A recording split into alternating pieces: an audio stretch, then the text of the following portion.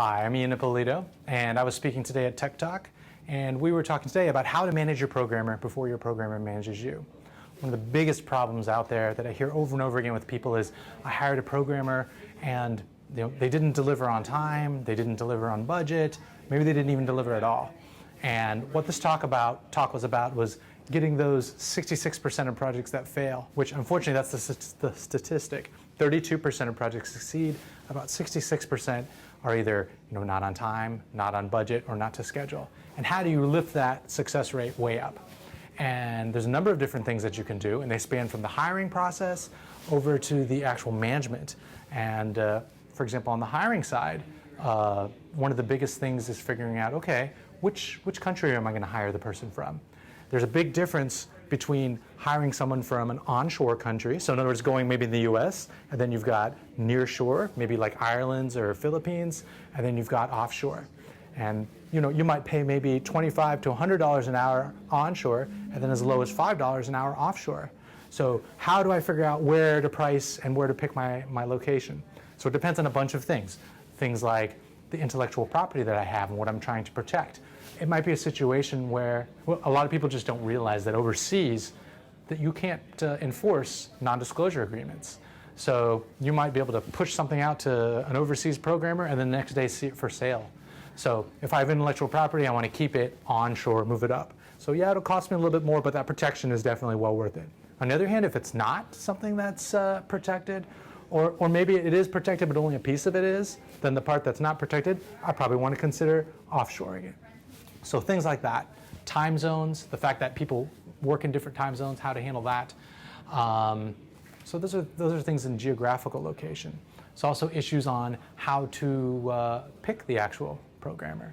So I've got a whole bunch of people bidding for my project. What do I do now?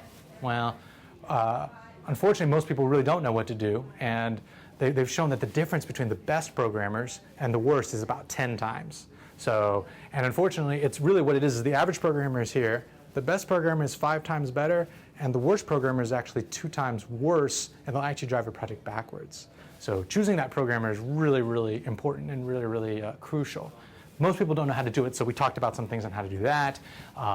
Mainly what it is taking a look at your budget and deciding if your deadline is crucial or not crucial.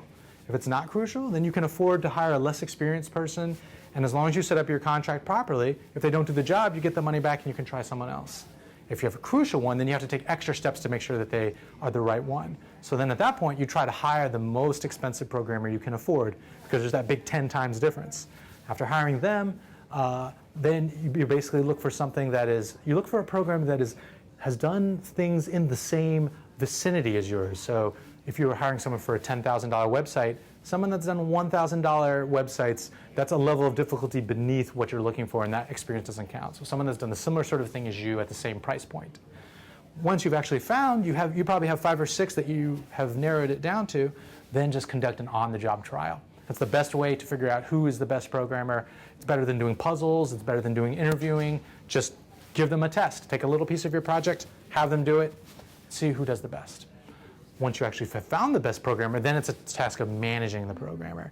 And a lot of people expect that they can just dump something over a wall and just have the software magically appear. And unfortunately, it just doesn't work that way. That's one of the big reasons for failure. So you can't manage what you don't track. So it's a big part of it is taking every single task, or taking this big project and having it broken up into little tasks. And you won't know how to do the tasks necessarily, but your programmer will. So you have the programmer break up into tasks of no more than 2 to 3 hours each. And the reason for that is people just can't estimate accurately above 2 to 3 hours. So 2 to 3 hour each, little tasks. Once they've actually estimated each one, you tell them, okay, I want you to add in a little buffer for the unknowns, and I'm going to hold you to that deadline. Now, secretly, what you don't tell them is that because you know the fact that even the best programmers will underestimate by a factor of 2. The worst will underestimate by a factor of 5. So depending on the experience of your programmer, you multiply their estimate by that amount. But you don't tell them what that is. And you tell them you're going to hold them to the original amount. Then, as the inevitable slips and problems occur, you can increase it from your buffer time. You've told the public, you've told your investors, whoever is your customer, you've told them, this longer deadline. And the programmer, you're still holding to that smaller deadline. And I'll just add a little thing there. Parkinson's law says that work will fill up whatever time you have given available to it. So that's the reason you don't let them know about the big one. Keep it down to the small one. So these are kind of the things that we discussed today. I was happy to be here. I want to encourage you to come to the future Tech Talks. There's all sorts of things that are going to be discussed that are useful to you. So thank you.